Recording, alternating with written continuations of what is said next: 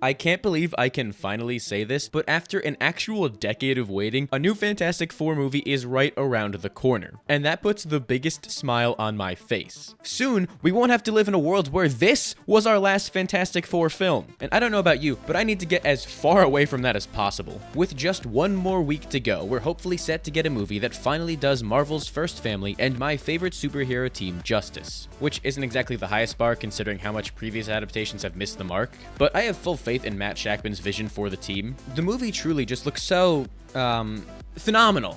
What, you think I was gonna say something else? As a lifelong Fantastic Four fan, I am more excited for this movie than anyone, and I'll fight you if you think you're more excited than me. The trailers have given me all I could have ever wanted, and things I didn't even know that I wanted, but here's the thing. Despite how much of the movie we've seen through the marketing, I feel like they're holding back a lot. All we really know is that the Fantastic Four's gorgeous retro-futuristic utopia is being threatened by Galactus, Sue is pregnant, and Herbie is the greatest achievement in human history. But that isn't good enough for me. I need to solve everything, especially this film. So I've put on my thinking cap and come up with so many theories and predictions for what's happening in this film that it would make Reed Richards jealous. And that says a lot because that man lives off of anxiety. Or I'll just crash and burn so hard with how many failed predictions I'm about to make that it makes Fant 4 Stick look good in comparison. Only one way to find out.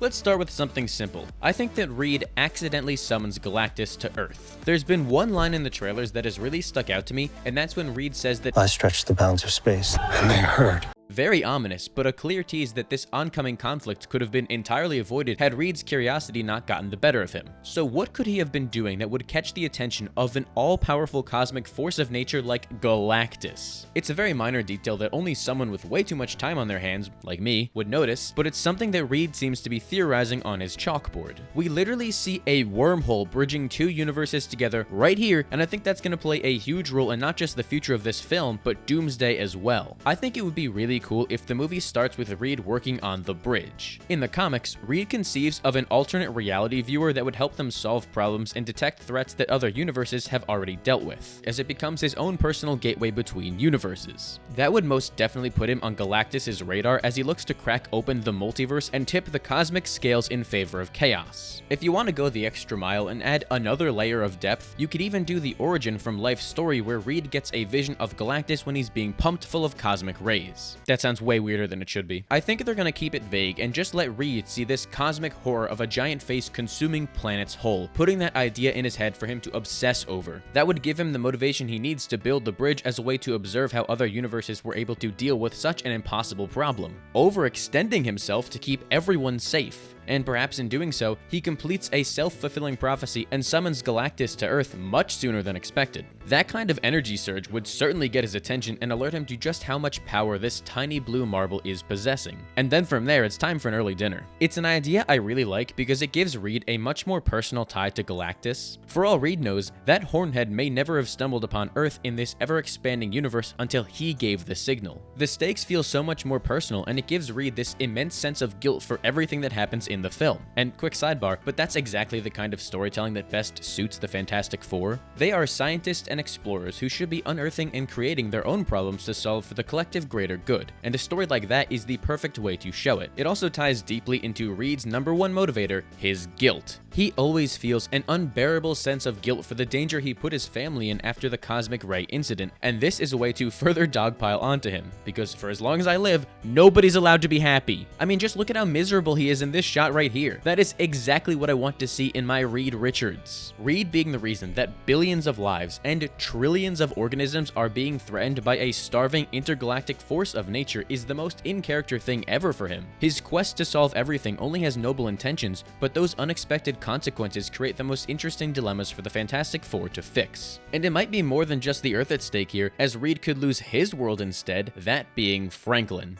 I don't think it's a stretch to say that Galactus sees Franklin as the most powerful mutant ever born, and I think they can turn it into a new motivation for Marvel's realist eater. Imagine, he gives them an ultimatum. Either hand over Franklin, or he's gonna consume the Earth like a bag of shredded cheese at 3 AM. Sensing all that power in such an unstable baby would really make him scared, because who knows the kinds of things a reality warper like Franklin could do on a whim. That kid could let out a burp and wipe out the cosmos. It's simply too much power. It creates a really interesting problem for Reed to solve his way out of, as he is stuck between a rock and a giant man in the sky who wants to eat him. And once again, think about how guilty this would make Reed feel. He didn't just doom his planet, but he also led Galactus directly to Franklin. As morbid as this may sound, I would love to see that baby's life on the line. It requires a lot of creative writing to get out of a situation like that, and I can't wait to see what they do. Literally, I can't wait any longer, so my next prediction has to do with how they're gonna stop Galactus and save Franklin at the same time. I have a very strong feeling that the Silver Surfer is gonna be the key to all of this. Her relationship with Galactus is paramount in his downfall. It's why he burns through heralds like Johnny does clothes. They have an opportunity to do something really interesting with this new take on the character that motivates her to change teams. In the comic's first ever Galactus arc, the Silver Surfer spends some extra time on Earth with Alicia Masters. It's through this brief interaction with the Thing's loving blind girlfriend that he's able to see the wonders of the human race. She awakens dormant emotions inside of him and stirs up this sense of awe and wonder, cutting through the bleak fear of Galactus to give him the courage to stand up to his master. It's a really sweet and important moment for his character arc to see the error of his ways, and I think they can do something similar here that is even more impactful.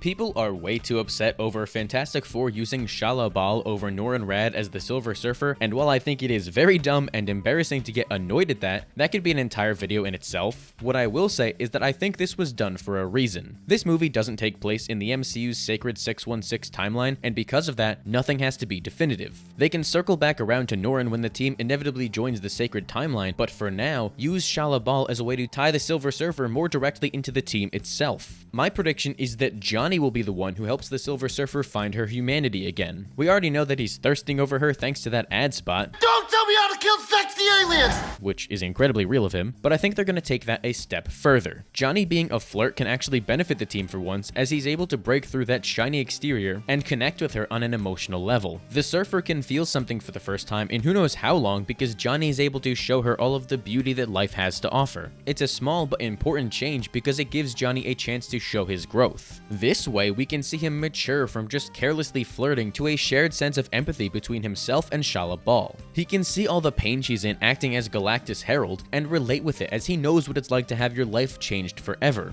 In the Fantastic Four prequel tie-in comic, right after the Cosmic Ray incident, Johnny is depressed because he feels like his life is over now that he's a living barbecue. Have him take that same feeling and use it to bond with the Silver Surfer. He can tell her all about their accident and how it seemed like he had nothing left to live for after he lost everything. How the only thing that was able to help him get out of that headspace was helping people and seeing firsthand the benefit that comes with these new abilities. She had to abandon her homeworld to serve a genocidal being of the universe and would be struggling with that inner conflict, trying to convince herself that she's doing it all to protect her world, but at what cost? A shared bond between her and Johnny over their bleak outlook on losing their past lives could show her that it isn't too late to do something good with these powers. The silver lining of it all being that she can use these cosmic and aquatic themed abilities to fight back. It also wouldn't be the first time Johnny has fallen in love with an alien. Yeah, if I had to see it, so do you. Even if this moment from Ryan North's masterful run did genuinely make me tear up when I first read it, Johnny could win over the Silver Surfer and let her admire the beauty that Earth has to offer, giving her billions of reasons to spare everything he loves now.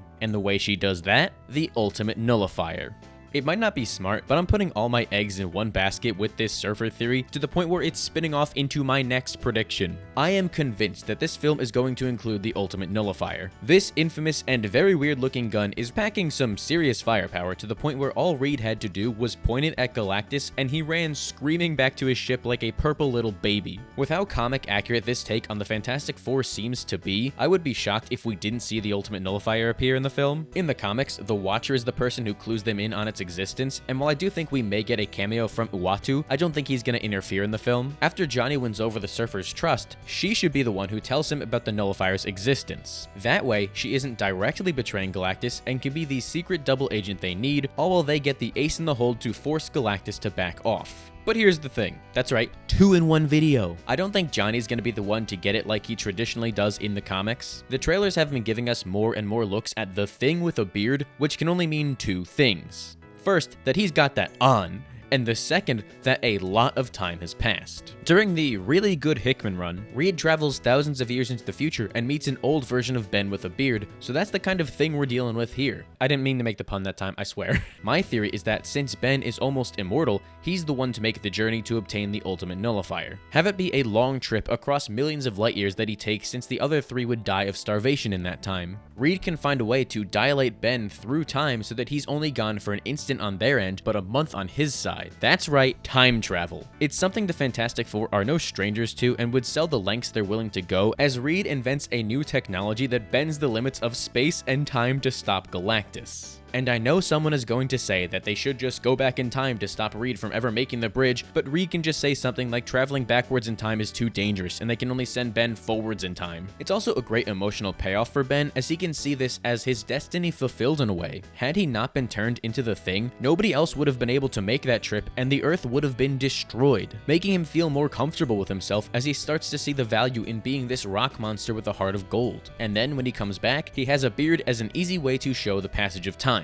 It's a creative way to pay off a character arc and show just how threatening Galactus is. Also, think about how tense of a sequence it would be to see Reed in a race against time to create this technology before Galactus eats the Earth like Kirby. All that being said though, I think the ultimate nullifier will fail, subvert audience expectations with the Fantastic Four's plan not working as they're put in a corner with Galactus rapidly approaching. All that hard work for nothing, as this time, Galactus calls their bluff, fully knowing that they don't have what it takes to kill trillions just to stop a cosmic being from operating as planned. For a story like this to hit hard, they need an all is lost moment, where they hit rock bottom, and this is it. But I also don't think that the Fantastic Four will lose. I know a lot of people expect them to fail as Galactus eats the Earth because all signs point towards that. The Thunderbolts post-credit scene has them arriving in the MCU as we see a planet being destroyed in the trailers, but personally, I think that's way too obvious. If this movie were to end on such a depressing note like that, there is no way they would even hint at that idea in the trailers. They want it to be a shocking twist that comes out of nowhere, akin to the ending of Infinity War. Marvel wants us to think that the Fantastic Four will lose because they want us to feel that same sense of hopelessness the team does, which is honestly a power move. And the more I've thought about this movie ending with the team failing, the more I also kind of hate the idea. I'm sure there could be a way to execute it well, but that's not a great way to set expectations for what the Fantastic Four have to offer in their first MCU outing. That would be like if the Avengers failed to stop Loki in movie 1. It just doesn't work. This movie needs to be used to show audiences how the Fantastic Four operate, and a loss is a terrible way to set the tone. Plus, I don't think any of them would be able to move past that. If I wasn't good enough and billions of people died because of it, I'd end it all so fast, man. You'd never see my face in public again. That's not something you can just move on from casually as they go to join the Avengers in a big team-up movie. I think that the Fantastic Four will find a way to stop Galactus because that's what they do. They make the impossible possible and solve problems in the most ingenious way they can. My prediction is that the movie will have a full circle ending that brings back Reed's bridge idea. While it may not have worked at the beginning of the film, the very same thing that alerted Galactus should be how they stop him. Reed could make a large-scale version of the bridge as a way to send Galactus to a different universe. Not to steal an idea from Earth's mightiest heroes, but if it ain't broke, don't fix it. I think they'll trap Galactus in the negative zone where there's endless energy to feed on. That way he still gets to survive, all while keeping him out of their lives for good. That is, until it inevitably creates a conflict with Annihilus, but that's a pitch for another time. You don't have to make an impossible choice if the person asking you the question disappears. Let me tell you, making people disappear works so well. Feel free to use that advice in your day-to-day life. The Four can lure Galactus into a trap as he comes to Earth for Franklin, only for Sue to catch him in a force field. She is by far the powerhouse of the team with the ability to control light itself, and I need this movie to showcase that. Give her a big moment where she stops Galactus with a force field, or disconnects the light in his retinas. Just let her flex how strong she really is. It just has to be for a few seconds as Reed teleports Galactus away to take him out of the equation altogether. Not only do they get to outsmart the big man, but we get to see how these scientists are capable of handling any situation thrown their way. I also think that to achieve this, the Silver Surfer will sacrifice herself to trap Galactus. I don't really see her carrying over into the mainline MCU with the rest of them, and I think this could be a way to pay off her story. She gets to make sure that Galactus doesn't kill any more innocent people, and her planet is safe forever, all at the unfortunate cost of her life. It gives some weight to this decision and shows the heavy cost that comes with stopping someone as powerful as the Eater of Worlds. So if the Fantastic Four don't lose, what's going on in that Thunderbolts end credit scene? I don't think it's Doctor Doom like a lot of other people do, because it's too far out of left field to introduce him like that, randomly stealing the Fantastic Four's ship. You'd have to tell a lot of story in a little bit of time, and maybe they can think of a way to do it, but I'm not creative enough for that. So if not Doom, why would the Fantastic Four have any reason to come to the MCU if their Earth is perfectly intact and a lot more peaceful? Well, I think that there should be a catastrophic, unforeseen consequence that comes with displacing Galactus in the multiverse. Removing that kind of necessary evil would reveal why Galactus was even needed in the first place, as the multiverse starts to collapse in on itself with an incursion. When it seems like all is well, Reed will detect a devastating incursion that they just accidentally created. Never any time to rest for this family, just jumping from one problem to the next. Only this incursion will be between the Fox X-Men universe and the MCU's sacred timeline. For so long, I've been trying to figure out how the Fantastic Four can get tied up in this story after only just getting introduced, and I think this is how. If you have them playing a part in creating this chain reaction, it's their responsibility to solve it. The team can split up to warn each universe of the danger on the horizon as the clock is already ticking. Reed and Sue can visit the X-Men, while Johnny and Ben arrive in the Thunderbolts post-credit scene.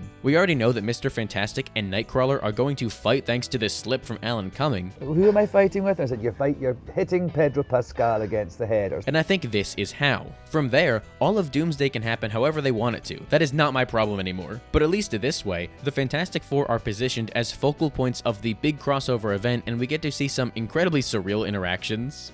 But that's not all. I still have 2 more predictions to make, as I have too many ideas for my own good and my work is never finished. As I write this, we have no clue how many post-credit scenes Fantastic Four has, but I think there's going to be 2 of them. Marvel loves to have one joke scene and one that sets up the future, so here's my best guess for what we can expect. I think the joke scene is going to be the Thing shaving his beard. It would be really funny if Johnny kept annoying Ben, asking how he even shaves the beard the entire movie after he gets it, teasing him like the master rage baiter he is by saying that he's going to have to chisel it off his face. The word rage is doing a lot of heavy lifting in that sentence. Ben can keep denying that he needs to chisel it up until the post-credit scene when we see him doing just that. The visual gag alone would be worth it, but Johnny sneaking up on him, all proud that he called it, would be hilarious. It is so in line with how they act and would be worth the price of admission alone, honestly. The other is, I think, the scene everyone expected, that being a Doctor Doom tease. As much as I hope it won't happen, because I really don't like Robert Downey Jr. playing Victor Von Doom and I don't want him attached to this movie, I fear it's inevitable. They need to start giving him literally any build-up, since he's coming pretty much out of nowhere thanks to the Kang shakeup. And come on, if you're introducing Doctor Doom, doing it in a Fantastic Four film just makes sense. A post-credit scene that confirms he's from the Fantastic Four's Earth would give them the connection needed to establish Reed and Doom's rivalry. It also means that the real 616 Victor is still out there and we can get a Romani Doom down the line, but I digress. I think we'll get a simple scene showing Doctor Doom monitoring the Fantastic Four throughout the movie as he discovers the incursion before them. That way, he could arrive in the MCU ahead of time and could twist the narrative against the Four to sow distrust between the Avengers and them, exposing the fact that they caused this incursion as Doom looks to gain their trust and become the victor at the end of all of this. Alright, come on, that one was pretty good. You gotta give it to me. No matter what happens, I'm just beyond excited over the fact that we're less than a week away from a new Fantastic Four movie. It's been so hard watching my favorite superhero team be mischaracterized and butchered in all these adaptations throughout my entire life. If we're lucky, The Incredibles will no longer be the best Fantastic Four film after this. It's nice to actually feel hopeful for once about a Fantastic Four movie. If nothing else, I get to buy a Herbie popcorn bucket, but with this stacked of a cast and a director with such an inspired vision and passion for the source material, I can't see this movie being anything other than fire. It's honestly a stretch to think this movie will do anything but rock my world. Okay, I may have overdone it there, but at least I went the entire video without saying that something is fantastic. But what do you think will happen in Fantastic Four First Steps? I would genuinely love to hear all your predictions and continue the conversation down below. And while you're at it, make sure to give the video a like and subscribe so you don't miss the next one. If you don't do it, I'll straight up just set you on fire. I will find a way to get hit with cosmic rays just so I can set you on fire, okay? So just subscribe.